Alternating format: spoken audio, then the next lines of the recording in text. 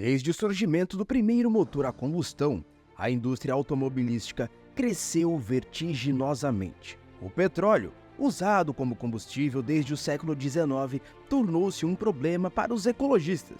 Isso levou à busca por inovação. Hoje, nas grandes cidades, principalmente nos países desenvolvidos, carros elétricos e repletos de tecnologias já marcam presença como comum. Entretanto, surpreendentemente, os carros elétricos não são uma novidade no mundo moderno, mas há algo que você vai descobrir ainda agora. No passado, vários homens contribuíram para o desenvolvimento desses motores elétricos. Em 1828, e você não escutou errado, o húngaro Enéas Völgyk criou o primeiro motor elétrico multifuncional. Curiosamente, Völgyk usou para mover um modelo de locomotiva por diversão. Robert Anderson, empresário e químico escocês, merece o título de pai do carro elétrico. Entre 1832 e 1839, ele introduziu um protótipo movido por células elétricas. Em 1859, Gaston Planté fez história com suas baterias recarregáveis, agora de chumbo ácido. Elas permitiam armazenar energia para veículos. Camille Fallois, em 1881, melhorou essas baterias ampliando suas capacidades de recarga. No mesmo ano, Gustave Trouve revelou um triciclo elétrico na Exposição de Eletricidade em Paris. Em 1888, Andreas Flocan apresentou o Flocan Electrowagen, uma charrete elétrica que alcançava incríveis 15 km por hora de velocidade. Em 1890, William Marrison, químico dos Estados Unidos, avançou no design dos carros elétricos. Seu carro se destacou em corridas e desfiles em Des Moines, em Iowa. Entretanto, em 1899, o motor a gasolina ganhava terreno. O piloto belga Camille Venatze mostrou isso ao ultrapassar incríveis 100 km por hora em Paris. O século XX, então, começou com promessas para os carros elétricos. Em 1900, as baterias recarregáveis se popularizaram. Taxistas de Nova York foram pioneiros no uso. Historiadores apontam que, nesse ano, 1/3 dos carros nos Estados Unidos eram elétricos. Alguns até acreditam que eles superaram os a gasolina entre 1899 e 1900. Então, por que eles não decolaram naquela época? Os automóveis elétricos enfrentaram desafios significativos em sua adoção inicial. 4 motivos principais se destacaram. Primeiro, a autonomia limitada dos elétricos era uma grande barreira. Enquanto carros a combustão prometiam longas jornadas sem reabastecimento, os elétricos não acompanhavam essa distância. Para muitos, isso era um inconveniente. Imaginar uma viagem longa, ou até mesmo um passeio mais extenso, parecia inviável com a bateria limitada de um carro elétrico. Em segundo lugar, além de esperar horas para ter a bateria completa, havia um agravante: a falta de infraestrutura para recarga. Vale lembrar que essa época era uma era onde postos de gasolina já estavam estabelecidos, mas estações de recarga elétrica eram quase inexistentes. O terceiro ponto estava ligado ao bolso do consumidor. Os custos de produção dos veículos elétricos eram elevados. As baterias, repletas de tecnologia e materiais caros, encareciam o produto final. Enquanto isso, os veículos a combustão, mesmo com suas imperfeições, eram mais acessíveis, tornando a escolha óbvia para muitas pessoas. E por fim, o que talvez seja o grande vilão atualmente, o petróleo, que no início do século XX se mostrava um recurso abundante e barato. A sua presença não só nos automóveis, mas também em vários segmentos industriais, como na fabricação de plásticos, que é um elemento presente em todos os veículos, evidencia a força dessa matéria-prima. Com esse cenário, não foi surpresa que inovações no setor automobilístico fossem voltadas para os carros a combustão. Lembrando do Ford T de 1908, que eu já falei aqui no canal sobre a história da Ford. Criado por Henry Ford, temos um exemplo notório. Sendo o primeiro carro produzido em linha de montagem, ele democratizou o acesso ao transporte agora individual e não mais público. Economicamente falando, em 1912 o contraste era muito evidente. Um carro elétrico podia custar até $1.700. enquanto um movido a gasolina ficava em torno de $650. A indústria do petróleo, vendo essa tendência, não ficou nem um pouco parada. Atuou de forma agressiva, promovendo os benefícios dos derivados do petróleo e suas múltiplas aplicações, como no caso dos plásticos, tão presentes em automóveis e outros segmentos. Com o avançar dos anos, tecnologias evoluíram e, com elas, a mentalidade das pessoas. Preocupações ambientais surgiram e se solidificaram. Isso impulsionou um renovado interesse pelos carros elétricos até então ficados na história. Eles começaram a ganhar as ruas novamente, mostrando-se como alternativas viáveis aos modelos a combustão, mesmo com desafios parecidos com os do passado, ainda presentes agora em uma nova era.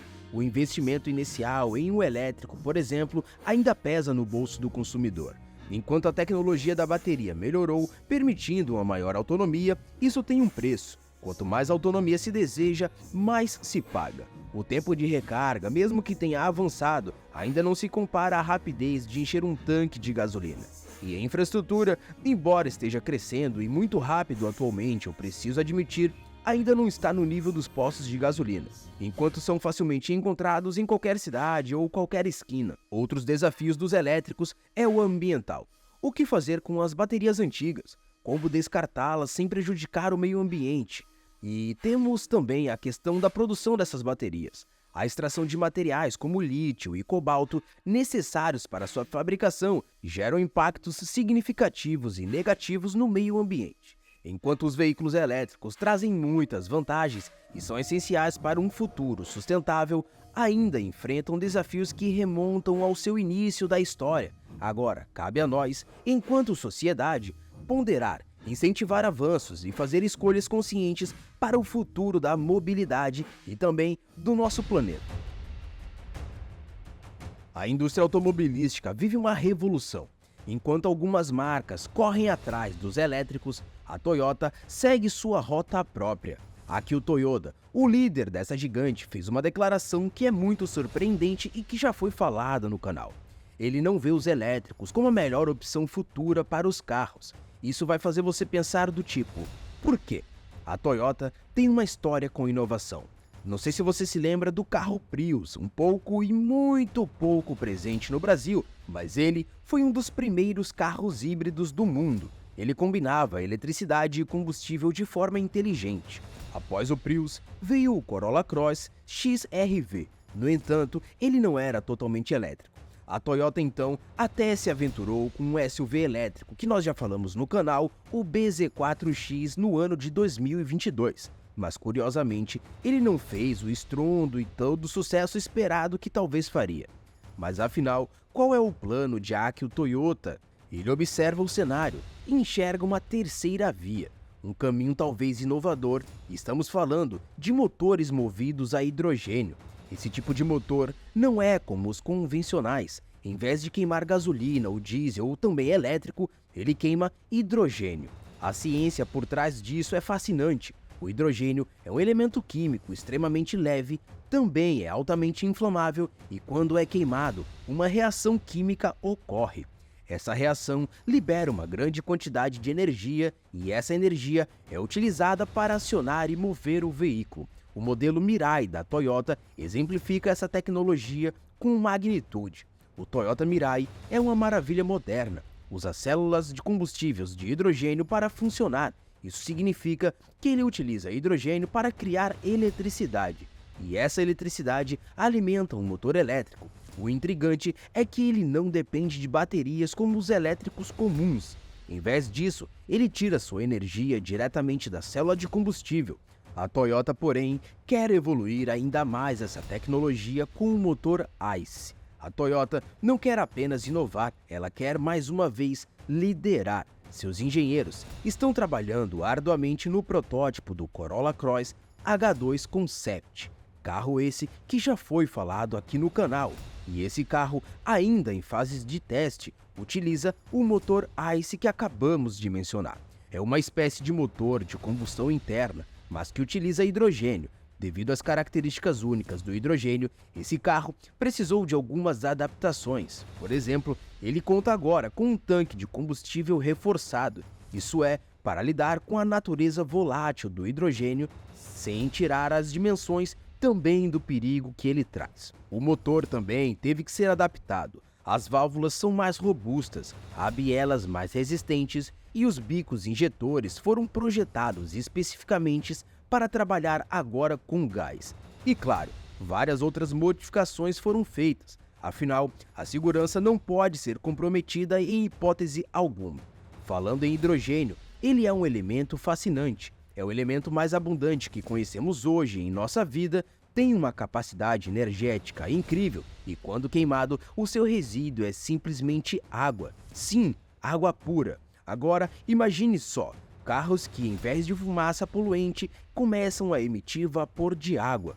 O hidrogênio não é uma novidade no mundo de energia. Todos os anos, milhões de toneladas desse gás são produzidos e usados em diversos setores. Alimenta prédios, carros elétricos, empilhadeiras e até mesmo navios e trens. Então, por que não é tão comum em carros ainda? A resposta está em uma palavra: segurança, e eu até adicionaria outra: ser totalmente contra a indústria petrolífera, que hoje é uma, se não a maior, dos últimos tempos. O hidrogênio tem desafios. Ele é extremamente volátil, muito inflamável e, se houver algum vazamento e alguém acender um fósforo perto sequer, as consequências podem ser desastrosas. Portanto, o seu armazenamento e transporte exigem cuidados máximos.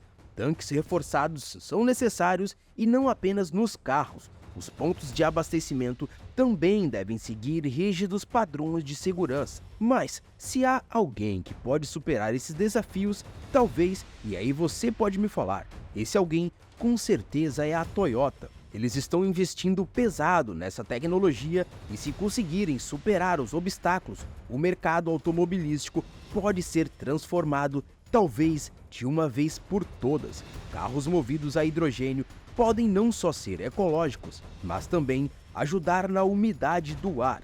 Imaginem cidades menos poluídas e com ar mais puro.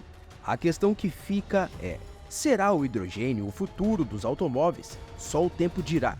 Mas uma coisa é certa: a Toyota está determinada a moldar esse futuro. E você, o que pensa sobre isso? Está pronto para um futuro movido a hidrogênio? Agora, se você acha que isso é impressionante em carro de passeio ou carros comuns, você ficará de fato boquiaberto quando descobrir que uma das maiores empresas de construções civis, que movimenta máquinas absurdas de gigantescas, utilizam o mesmo combustível para retroescavadeiras. Ficou curioso e quer descobrir um pouco mais? Então clique no vídeo que já está aparecendo na sua tela, porque nele eu falo sobre a estratégia nova da JCB. Se você curtiu esse vídeo, já deixa seu like e também não se esqueça de se inscrever no canal ativando as notificações, porque nele eu posto vídeos novos todos os dias. Inclusive, te vejo no próximo.